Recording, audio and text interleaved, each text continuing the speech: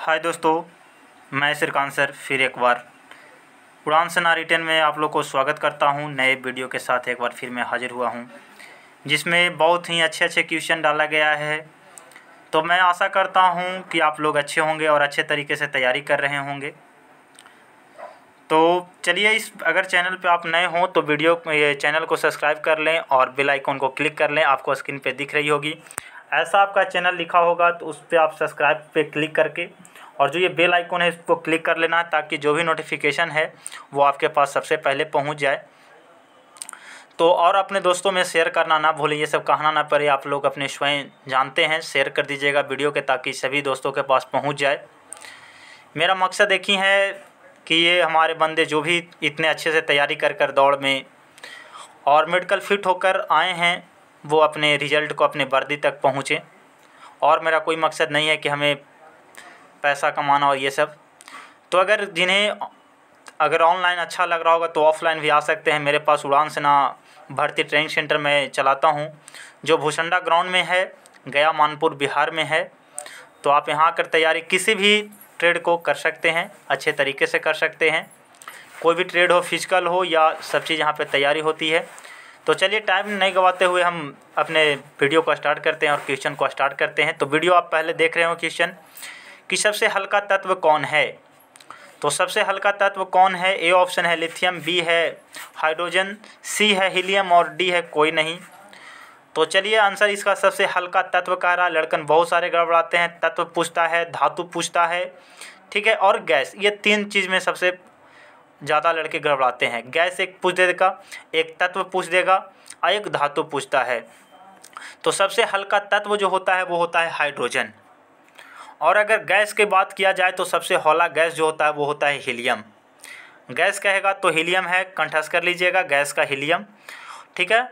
और सबसे हल्का धातु अगर कहेगा तो लिथियम होता है, धातु, ठीक है। ये तीनों क्वेश्चन जो है लड़के को बहुत ज़्यादा डिफ़िकल्ट डालता है।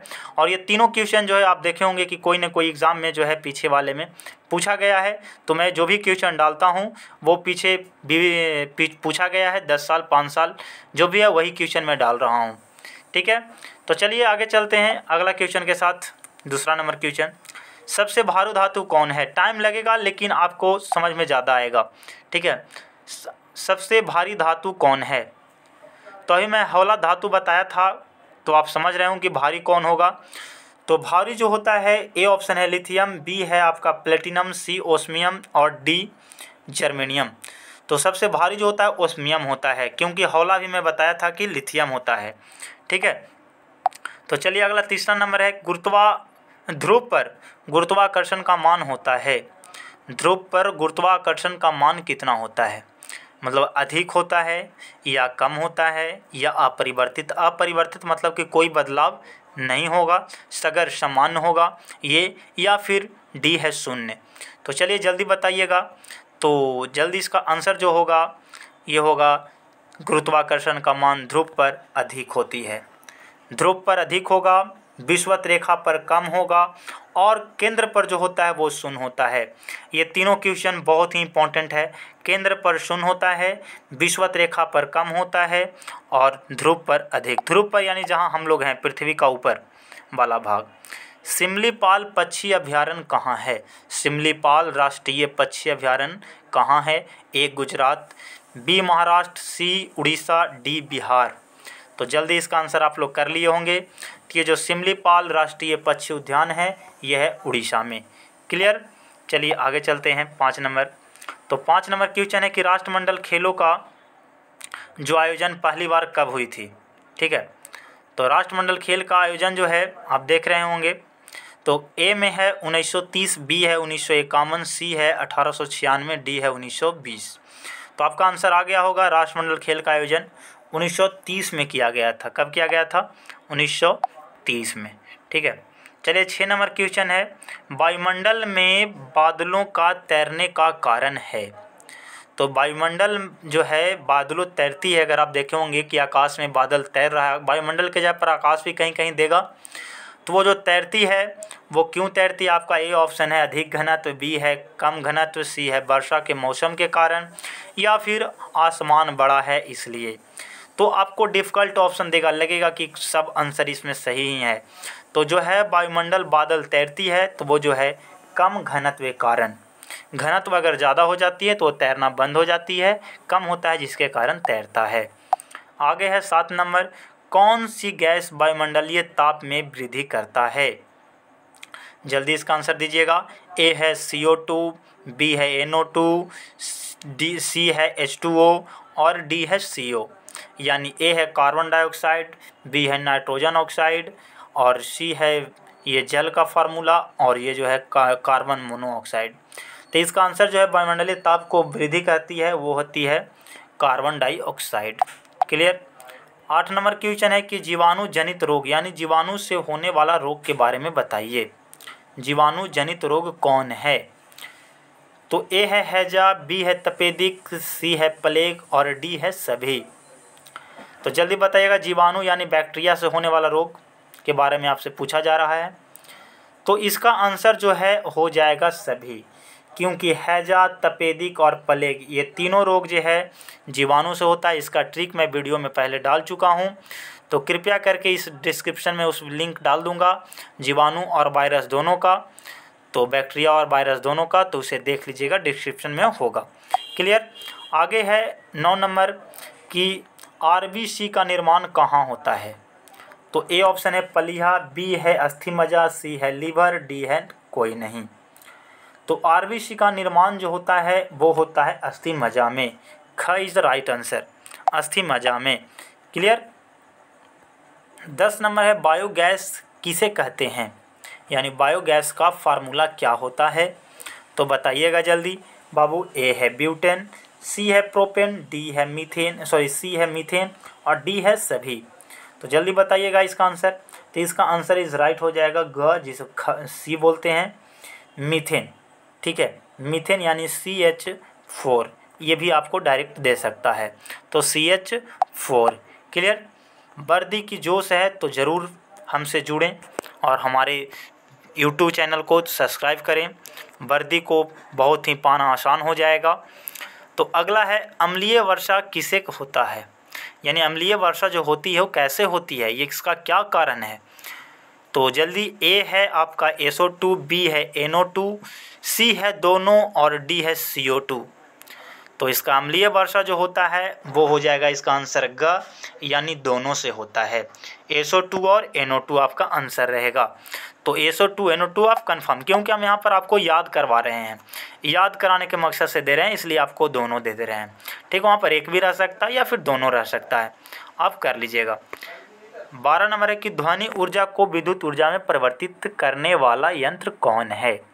ध्वनि ऊर्जा को विद्युत ऊर्जा में, तो ध्वनि को विद्युत में बदलता है। मैं ये कल भी वाला वीडियो में डाल चुका हूँ, तो कल वाला भी सेट स्टार्ट हो चुका है, कल भी डाला था मैं 25, तो उसका भी लिंक डिस्क्रिप्शन में डाल दूंगा, आप देख लीजिएगा।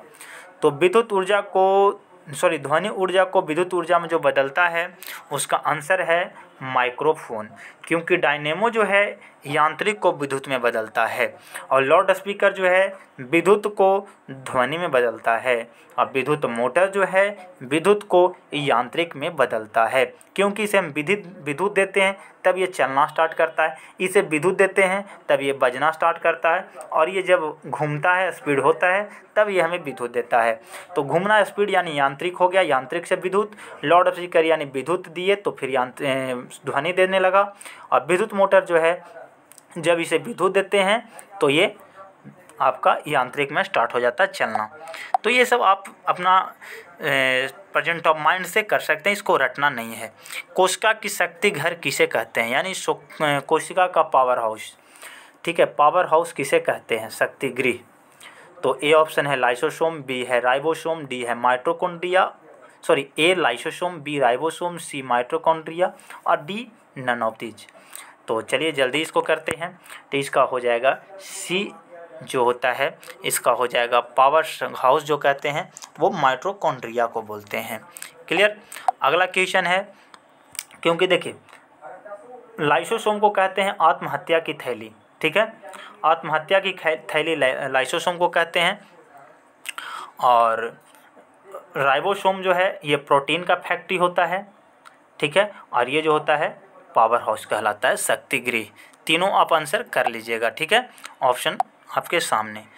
अगला है इंद्रधनुष के बीच का रंग होता है, ए है काला, बी है पीला, सी है लाल, डी है हरा।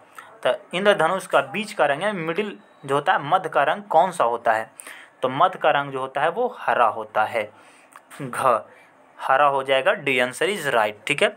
आपको पता होना चाहिए कि लाल रंग का सबसे अधिक तरंगदैर्घ्य होता है और बैगनी का सबसे कम होता है, ये भी आप कंठस्थ कर लीजिएगा।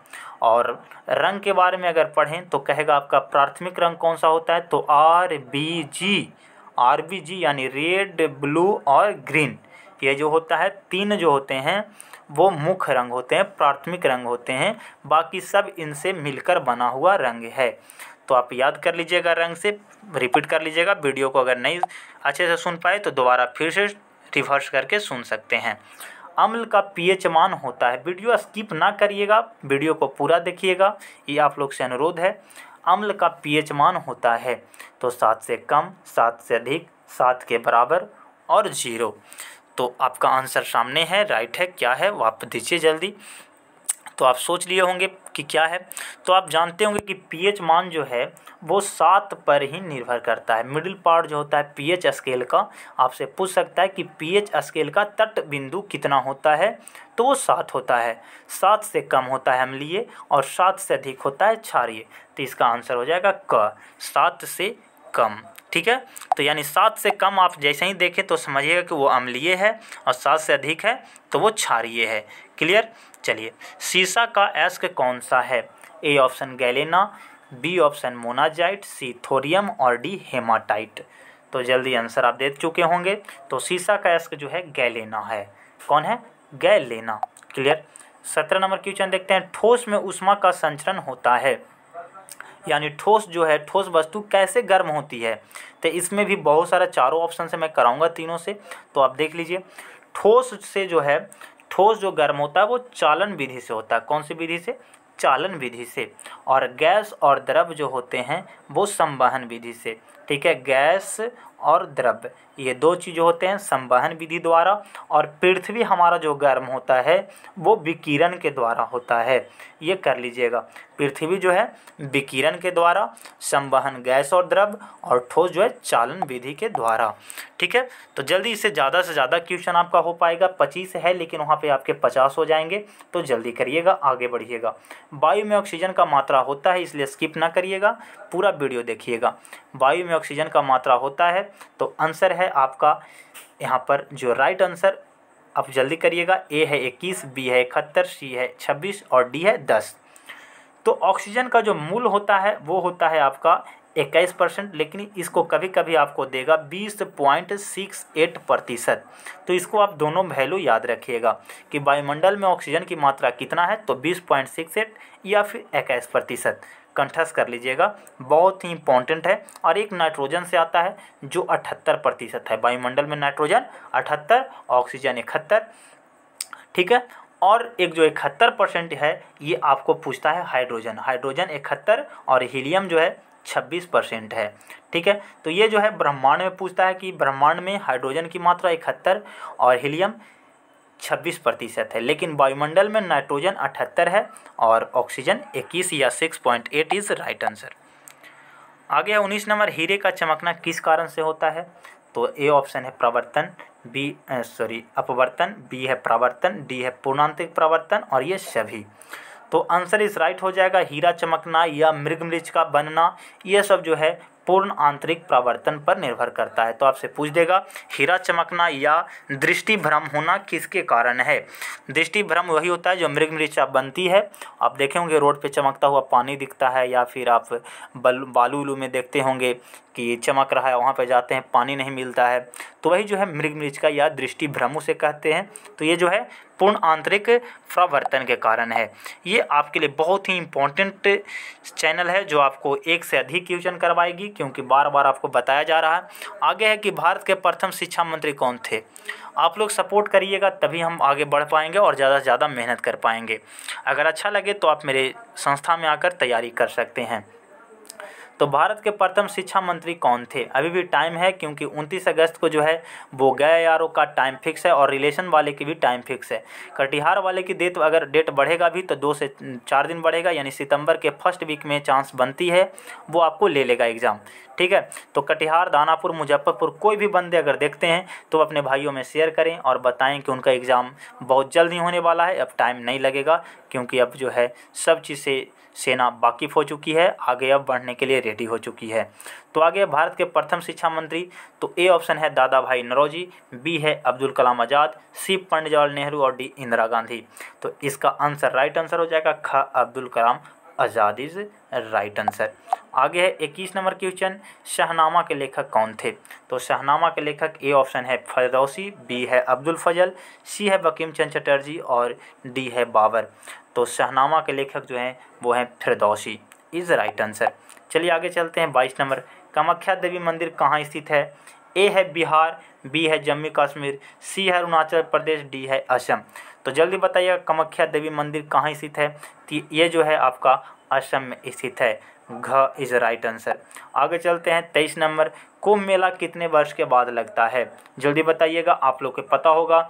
ठीक है, तो ए है 12, बी है 10, सी है 11 और डी है 4। तो कुंभ मेला जो लगता है, आपका आंसर दिमाग में खट से आ जाना चाहिए, राइट आंसर इज 12। ठीक है, एकदम फट से जैसे ही क्वेश्चन आए टप से आंसर आना चाहिए मन में कि हाँ ये कहाँ पर है, जल्दी खो जाए। जैसे भारत का नेपोलियन किसे कहा जाता है, दिमाग में तुरंत आना चाहिए, क्या है भारत का नेपोलियन किसे कहा जाता है? तो जल्दी बताइएगा। ए है उपगुप्त, बी है समुद्रगुप्त, सी है श्रीगुप्त, डी है चंद्रगुप्त द्वितीय। तो आंसर जो होना चाहिए वो है ख, समुद्रगुप्त इज राइट आंसर। ठीक है, आगे है 25 नंबर, लास्ट क्वेश्चन आपका इस सेट का। तो प्लीज़ आप लोग से विनती है कि सब में शेयर करें और चैनल को सब्सक्राइब करना ना भूलें। तो चलिए देखते हैं, क्षेत्रफल की दृष्टि से भारत का सबसे छोटा राज्य कौन सा है? जल्दी बताइएगा, क्योंकि अगले दिन कल जो है बहुत ही इंपॉर्टेंट जो है जीके आने वाला, जिसमें करेंट अफेयर भी मिला जुला है और बहुत ही अच्छे अच्छे क्वेश्चन जो है वो ओलंपिक से सगर से क्वेश्चन मिक्स है, बहुत ही लाजवाब क्वेश्चन होने वाला है। तो अगले दिन के लिए आप मेरे से जुड़िए और वीडियो को शेयर करिए, और जो भी वीडियो आप पहले नहीं देख चुके हैं उसे डिस्क्रिप्शन में आप देख सकते हैं, या फिर मेरे प्लेलिस्ट में जाकर पूरा वीडियो देख सकते हैं। मैथ से लेके सेट से लेके ऑल उसमें डाला गया है, करीब 100 से 150 वीडियो डाल चुका हूं मैं, तो कृपया करके आप देख सकते हैं। अगर आप आर्मी बनना चाहते हैं, एसएससी जीडी में अच्छे जॉब लेना चाहते हैं, तो आपके सामने वर्दी टांगा हुआ है, आपको उसको निकाल के पहन लेना है, तो बस मेहनत आपका ही रंग लाएगा। अगला है क्षेत्रफल की दृष्टि से भारत का सबसे छोटा राज्य कौन सा है? तो जल्दी है, ए है गुजरात, बी है असम, सी है गोवा, डी है सिक्किम।